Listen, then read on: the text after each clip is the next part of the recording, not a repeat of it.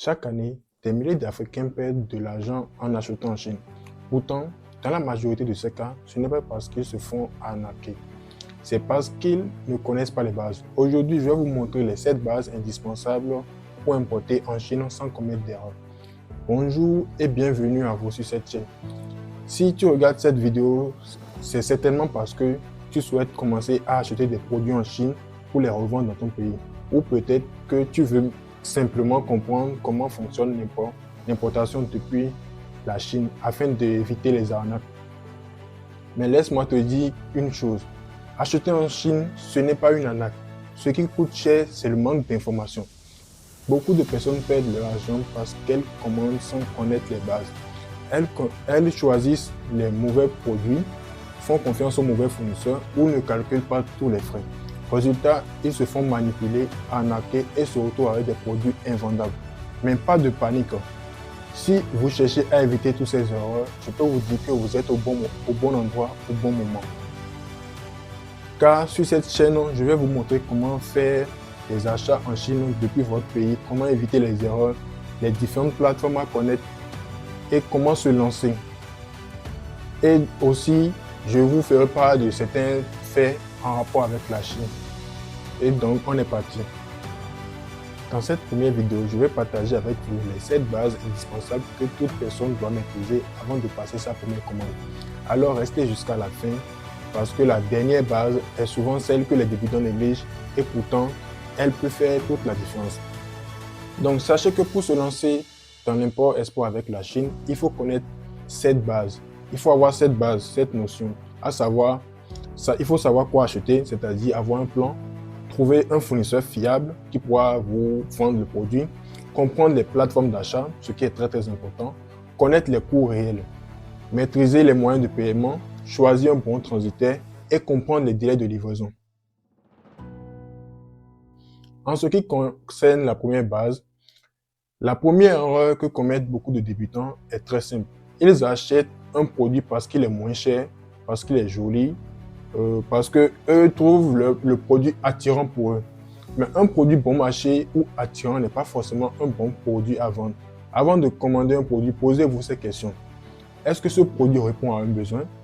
Est-ce que les gens achètent ce produit dans mon pays? Est-ce que je pourrais réaliser une bonne marge?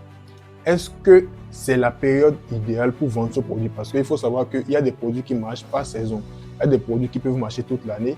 Il y a des produits qui peuvent marcher lors des fêtes de Thanksgiving, lors des fêtes de Noël, et ainsi de suite.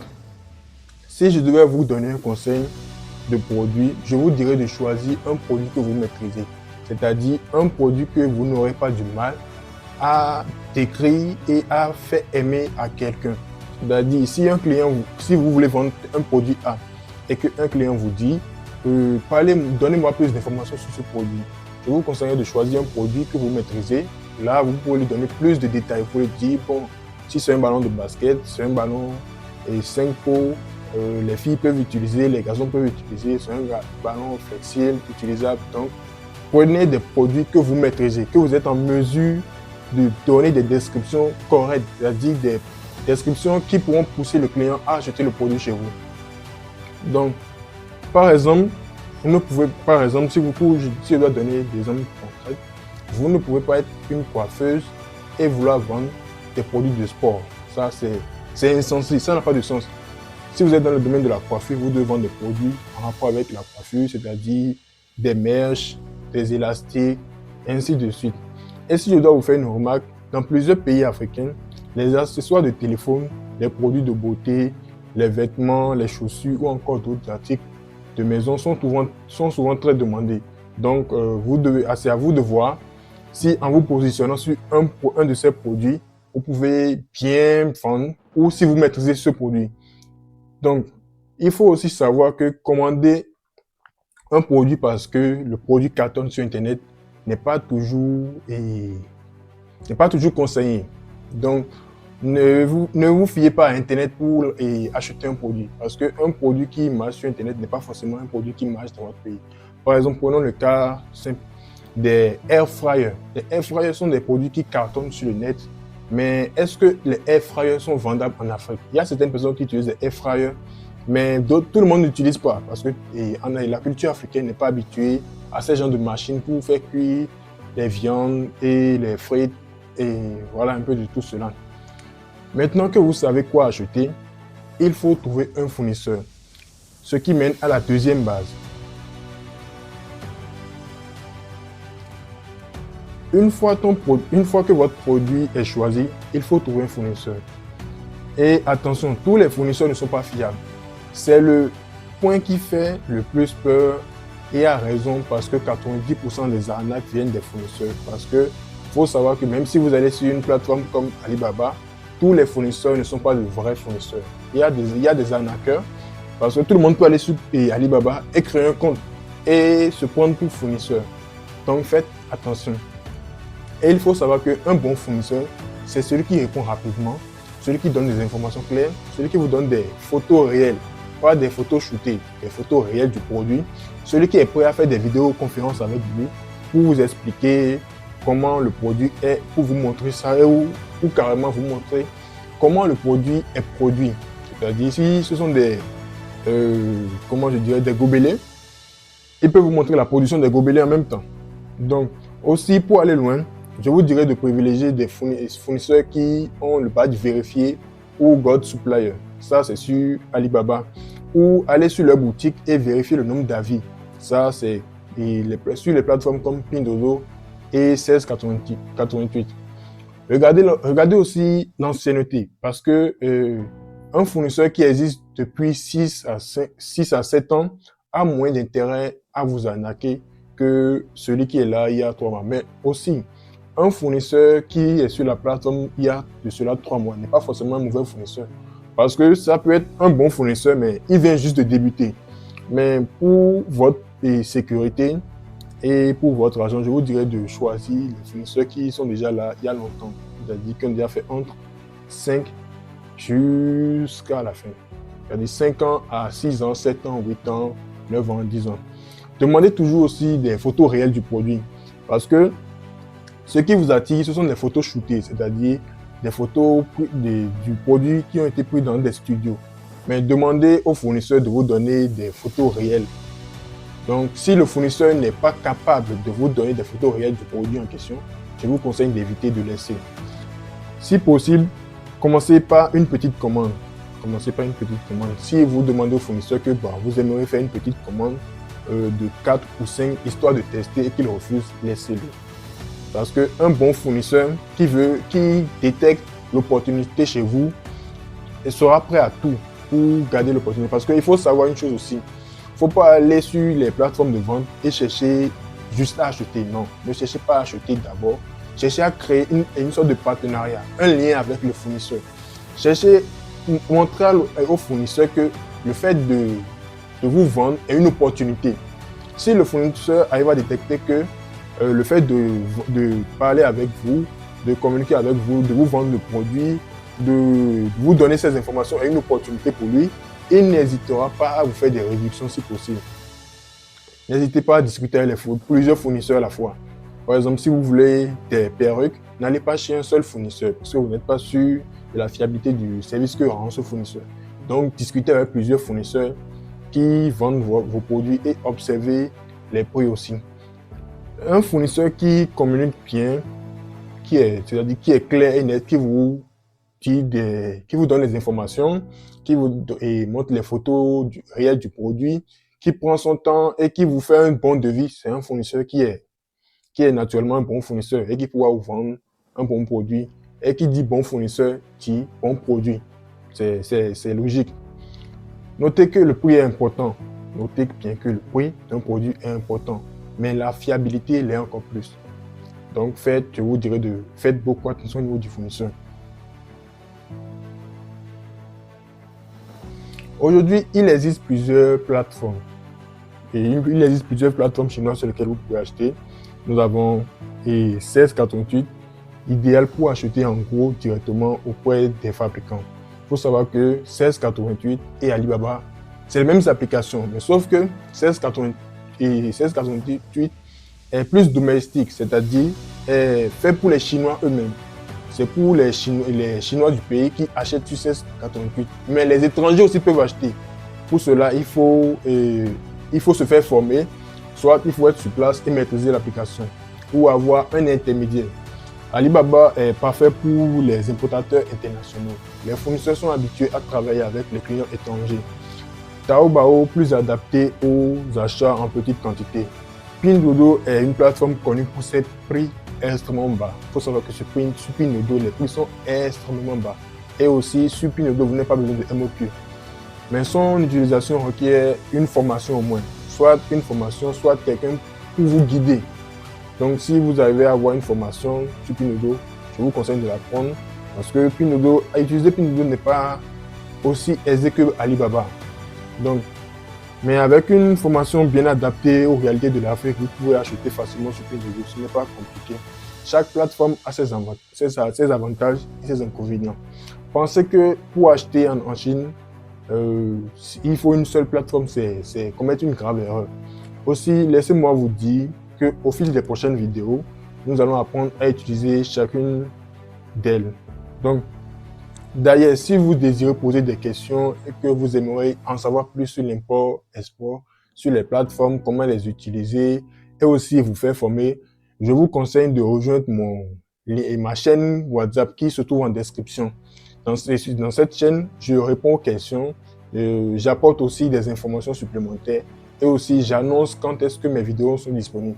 Donc, si vous ne voulez pas rater mes prochaines vidéos, je vous conseille de vous abonner, d'activer le pouce bleu et aussi la cloche de notification pour aussi avoir les notifications.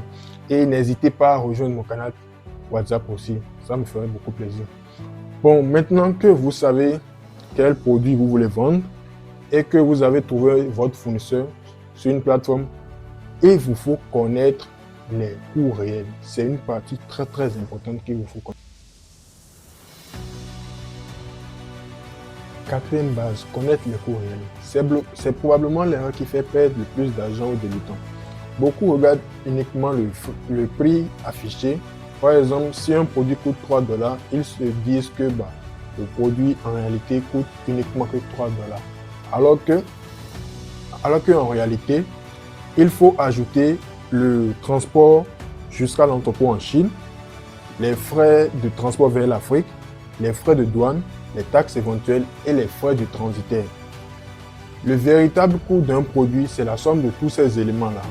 Donc, notez que si vous êtes sur Alibaba par exemple et que vous voyez un produit à 3 $, il vous faut ajouter les frais de transport vers l'entrepôt en Chine, les frais de douane, les taxes éventuelles, les frais du transitaire pour connaître le prix global.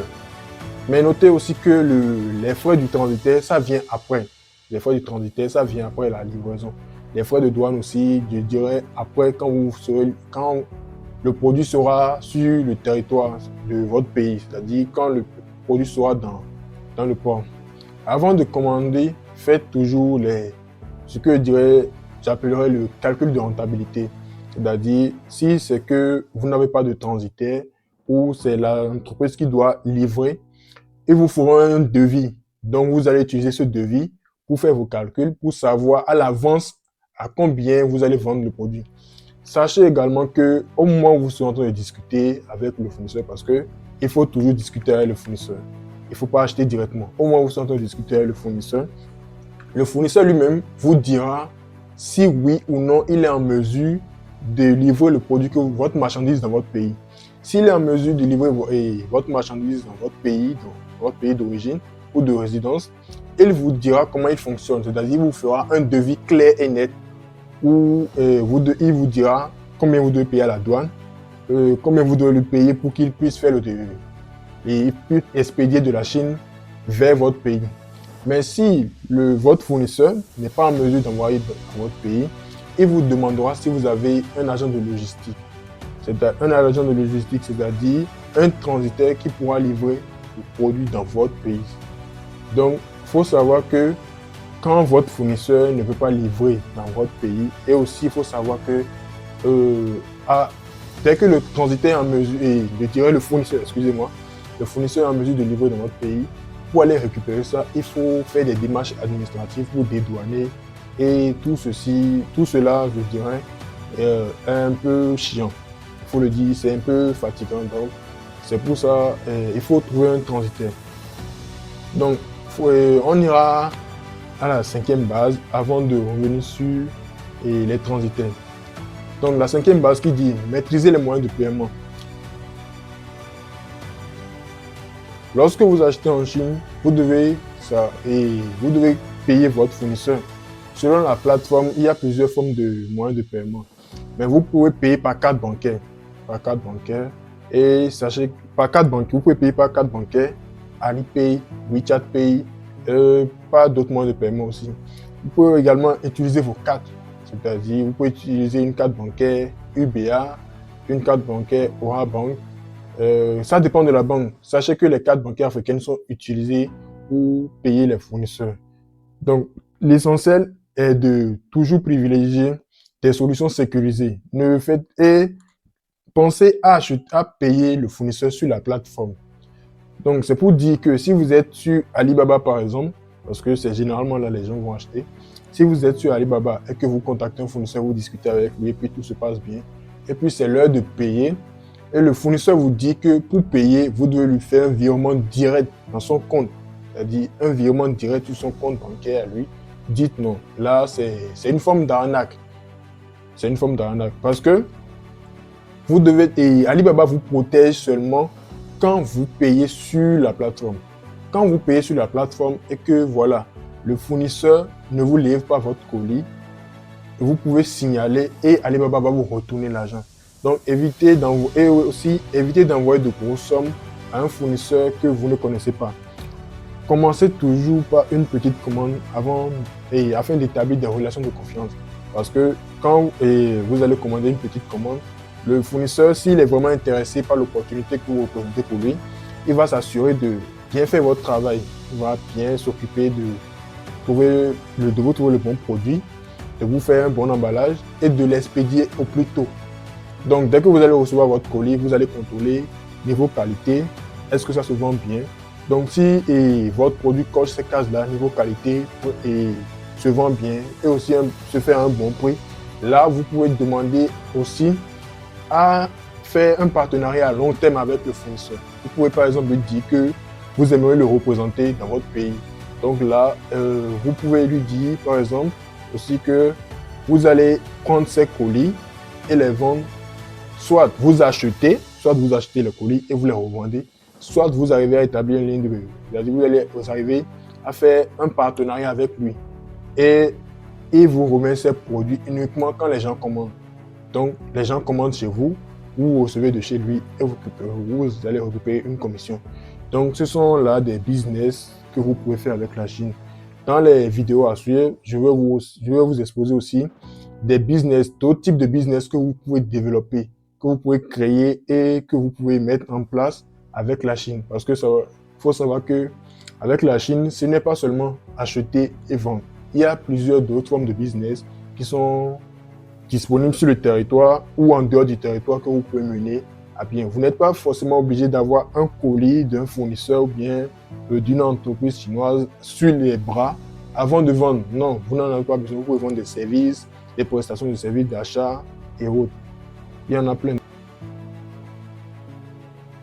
C'est quoi un transitaire d'abord? Un transitaire est une entreprise ou un intermédiaire spécialisé dans l'organisation du transport international de marchandises.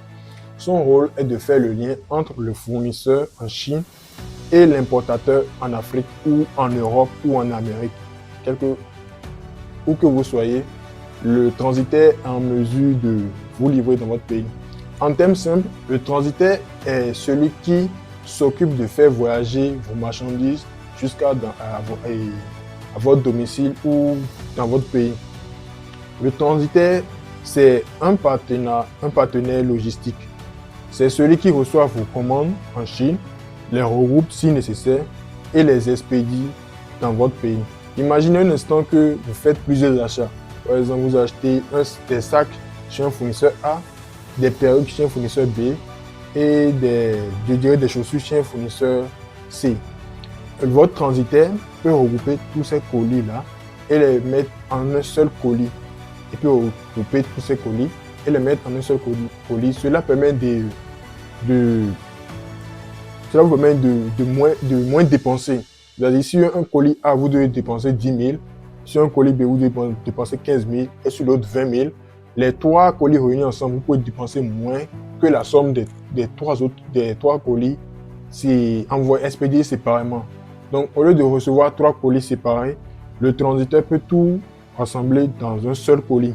Cela permet souvent d'économiser sur des frais de transport, etc.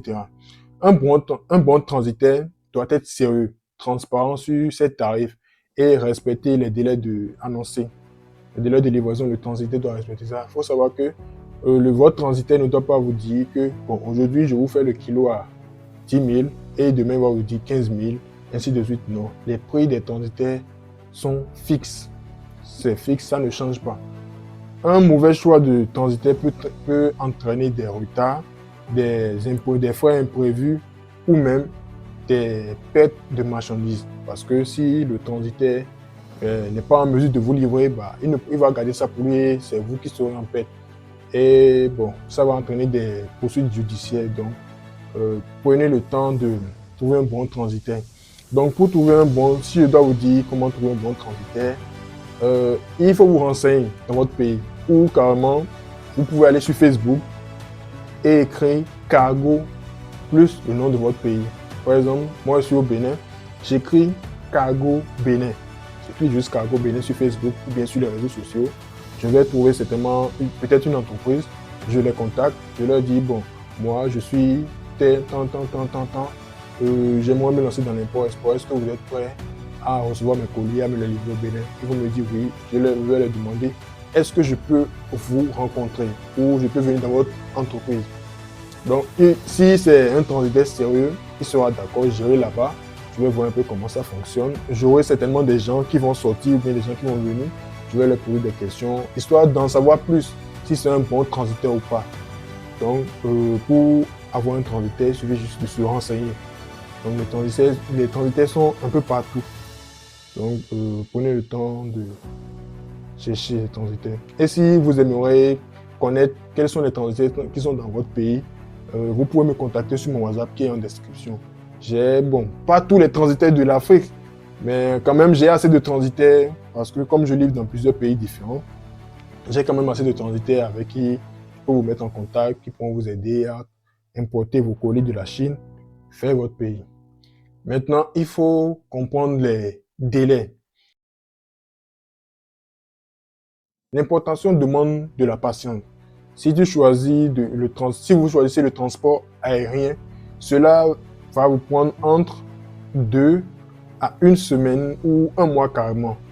Il faut savoir que le transport aérien est plus rapide, mais est très cher. Par exemple, si je dois prendre l'exemple du Bénin, mon transitaire avec qui je travaillais au Bénin, par exemple, le transport aérien prend environ 1 mois.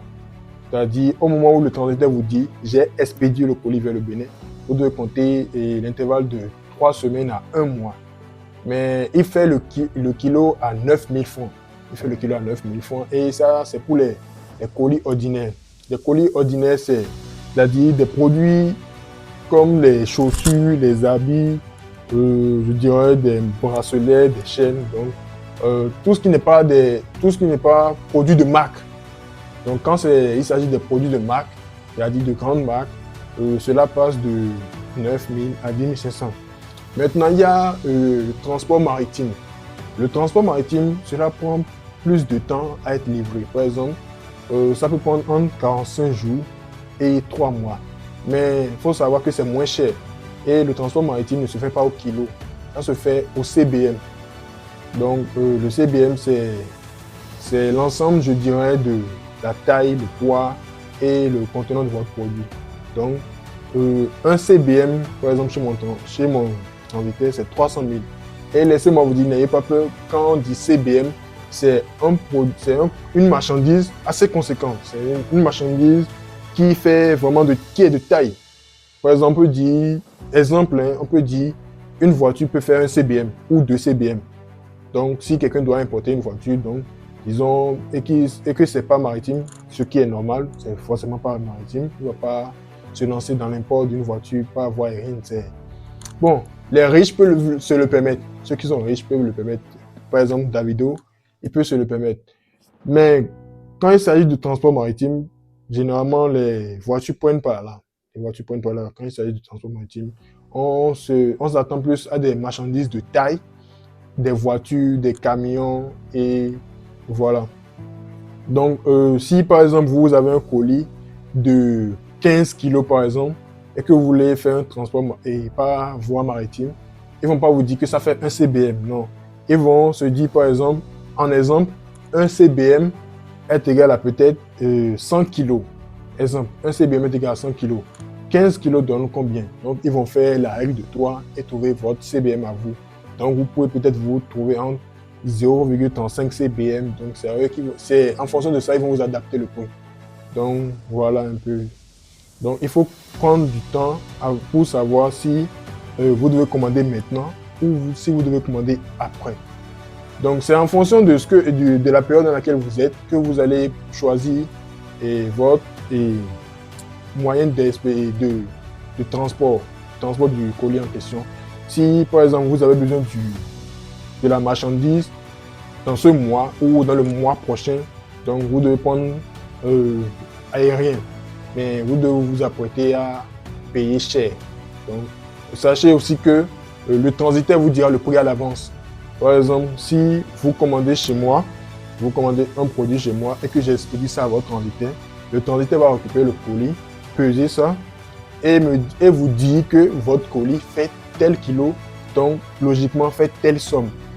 Donc, préparez-vous dans un mois, quand le colis sera livré, vous devez payer telle somme. Donc, je trouve que cela aide aussi parce que le fait de connaître combien vous devez payer à l'avance vous permettra de vous préparer aussi à l'avance. Donc, si le transitaire vous dit que vous devez payer 7 000, c'est à vous de vous préparer dans l'intervalle d'un mois pour trouver les 7 000 ou 17 000. Donc, c'est un peu comme ça fonctionne. Il en est de même pour le transport maritime. Donc, si vous devez choisir un moyen de transport, c'est à vous de voir ce que vous voulez faire du produit, de la marchandise d'abord. Donc, il est essentiel de planifier vos commandes. N'attendez pas que votre stock soit épuisé d'abord, parce que vous ne savez pas si votre produit, votre marchandise arrivera à temps. Aussi, j'oubliais, il faut savoir que quand le transitaire vous dit que ça fera un mois, il peut arriver à des fois que le colis vienne, la marchandise en question vienne soit en avance, soit après le délai. Ça, c'est soit il y a de petits problèmes au port chez vous, ou bien il n'a pas pu vite livrer, ou bien... En tout cas, il y a des fois où il y a de petits problèmes. Donc, une bonne organisation va vous éviter des ruptures de stock. Ou par exemple, vous êtes en train de vendre un produit et que vous êtes en rupture de stock, ça, c'est pas bien. Donc, si il reste peut-être 100 et que vous sachez que ce produit-là, je vends bien ce produit, et qu'il reste 100, vous pouvez déjà prévoir une commande. Donc, il faut bien s'organiser. Donc, voilà les 7 bases que toute personne doit connaître avant de commencer à acheter en Chine. Retenons-les ensemble. Savoir acheter, savoir quoi acheter plutôt, excusez-moi. Trouver un fournisseur fiable, comprendre les plateformes d'achat, connaître les coûts réels. Maîtriser les moyens de paiement, choisir un bon transitaire et comprendre les délais. Si vous maîtrisez déjà ces 7 moyens, vous allez éviter la majorité des erreurs que commettent les débutants. Sur cette chaîne, nous irons beaucoup plus loin. Je vous assure que nous irons beaucoup plus loin. Nous allons par exemple apprendre ensemble à utiliser 1688, Alibaba, Taobao et Pinduoduo, ou du moins, je vous montrerai comment les utiliser. Du coup, moi je les maîtrise, je vais vous montrer comment les utiliser. Je partagerai avec vous les différentes informations que j'ai sur ces plateformes. À trouver aussi les meilleurs fournisseurs et à négocier les prix et à calculer les bénéfices et aussi à importer en toute sécurité, quel que soit votre pays. Et donc, comme nous sommes à la fin de cette vidéo, je vous demanderai si cette vidéo vous a apporté de la valeur.